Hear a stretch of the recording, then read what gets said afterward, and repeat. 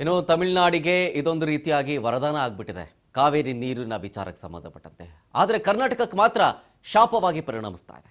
ಮೇಲಿಂದ ಮೇಲೆ ಕರ್ನಾಟಕಕ್ಕೆ ಅನ್ಯಾಯವಾಗ್ತಾ ಇದೆ. ಕರ್ನಾಟಕ ರೈತರಿಗೆ, ಕರ್ನಾಟಕದ ಜನತೆಗೆ ಅನ್ಯಾಯವಾಗ್ತಾ ಇದೆ. ಸಿಡಬ್ಲ್ಯೂಆರ್ಸಿ ಆದೇಶ ಕುರಿತು ಆರ್ ಅಶೋಕ್ ಕಿಡಿಕಾರಿದ್ದಾರೆ. ಕಾವೇರಿ ವಿಚಾರದಲ್ಲಿ ಮೋಸ್ಟ್ಲಿ ಸರ್ಕಾರಕ್ಕೆ ಆಸಕ್ತಿನೇ ಇಲ್ಲ ಅನ್ನೋ ರೀತಿಯಾಗಿ ಕಾಣಿಸ್ತಾ ಇದೆ.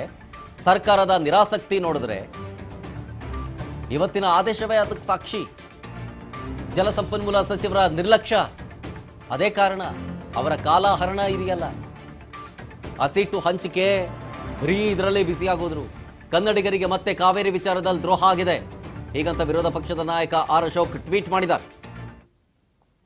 ಆ ಟ್ವೀಟ್ ಗಮನಿಸ್ತಾ ಇದ್ದೀರಿ. ಕಾವೇರಿ ಆಘಾತ, ತಮಿಳುನಾಡಿಗೆ ದಿನಕ್ಕೆ 3,500 ಕ್ಯೂಸೆಕ್ ನೀರನ್ನ ಹರಿಸೋದಕ್ಕೆ ಶಿಫಾರಸು ಮಾಡಲಾಗಿದೆ ಹೀಗಂತ.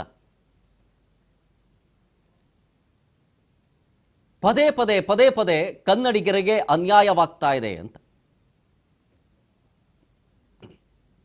ನೋಡಿ. ಇದು ಆರ್ ಅಶೋಕ್ ಅವರ ಟ್ವೀಟ್.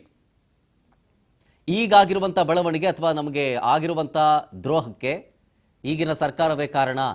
ಕನ್ನಡಿಗರಿಗೆ ಮತ್ತೆ ಕಾವೇರಿ ವಿಚಾರದಲ್ಲಿ ಅನ್ಯಾಯವಾಗಿದೆ ಹೀಗಂತ ಆರ್ ಅಶೋಕ್ ಟ್ವೀಟ್ ಮಾಡಿರೋದು.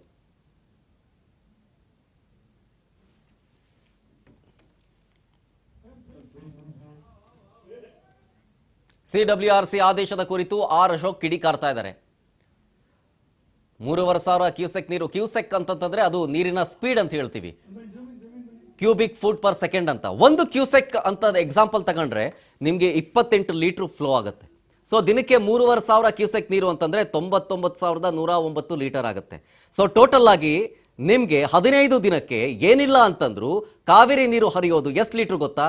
14,86,642.5 ಲೀಟರ್ನಷ್ಟು ನೀರು, ಕಾವೇರಿ ನೀರು ತಮಿಳುನಾಡಿಗೆ ಹರಿದು ಹೋಗುತ್ತೆ.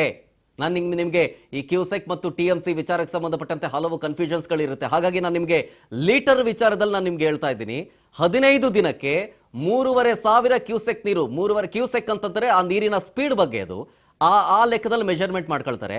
3,500 ಅಂತ ಒಂದು ಕ್ಯೂಸೆಕ್ಗೆ 1 ಸೆಕೆಂಡ್ಗೆ 28 ಲೀಟರ್ ನೀರು ಹೋಗಿದ್ರೆ 15 ದಿನಕ್ಕೆ ನಿಮಗೆ ಈ ರೀತಿಯಾಗಿ ನೀರು ಹರಿತಾ ಹೋದರೆ 14,86,642.5 ಲೀಟರ್ನಷ್ಟು ನೀರು ತಮಿಳುನಾಡಿಗೆ ಹರಿಸಲಾಗುತ್ತೆ.